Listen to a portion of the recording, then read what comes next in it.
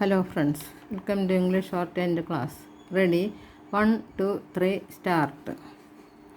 Almost 11 months after the United States leading telecommunications companies won bids for $81 billion worth of C-band radio spectrum to roll out 5G services, the much awaited introduction hit a major snag this week after the country's leading airlines warned of massive flight disruptions if the wireless technology was put into operation, especially around the nation's airports.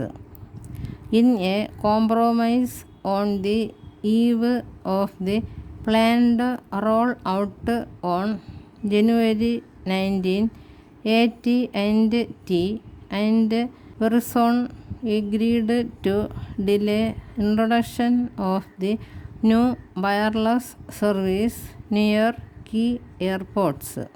The two major telecom commitments notwithstanding, several domestic and international airlines flying to the US have announced major rescheduling as well as the possibility of cancellation of flights to several destinations, citing warnings from the Federal Aviation Administration and aircraft makers that accurate functioning of radar altimeters in some aircraft may be affected by the 5G radio frequencies. The altimeters provide information on an aircraft's altitude and are a crucial part of flight operations for pilots, particularly while seeking to make low visibility landings in inclement weather. At the heart of the impasse lies the fact that both the 5G services and some flight equipment operate on the same C-band radio spectrum with only the frequencies varying. The FAA has said it is working with altimeter manufacturers to evaluate data from the wireless companies to determine how robust each model is and, if required, have the devices retrofitted or replaced.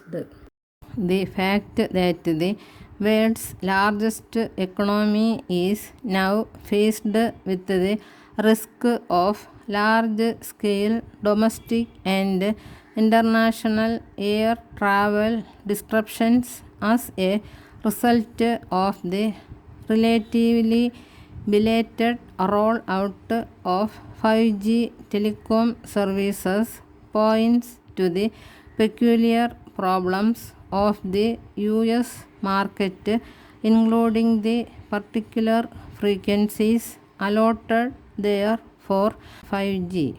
South Korea, China and Japan and several European nations have already successfully rolled out 5G services, and the US telecoms have cited the lack of problems in these jurisdictions as evidence that the FAA and airlines need to do more to find solutions to the deployment of the wireless technology near airports.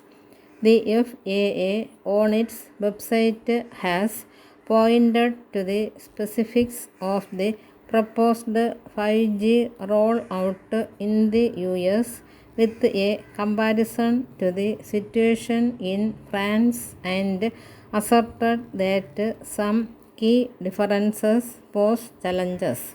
For one, the aviation regulator condensed planned buffer zones for US airports only protect the last 20 seconds of flight, while in France the last 96 seconds of flight are protected from any interruption from 5G signals. Also, 5G power levels are lower in France, with even the planned temporary nationwide lower power levels in the US still expected to be 2.5 times more powerful. US President Joe Biden and his administration will have their task cut out in pushing to hammer out a long-term solution to this impasse so as to minimize any further disruption to the already pandemic hit global travel and trade sectors.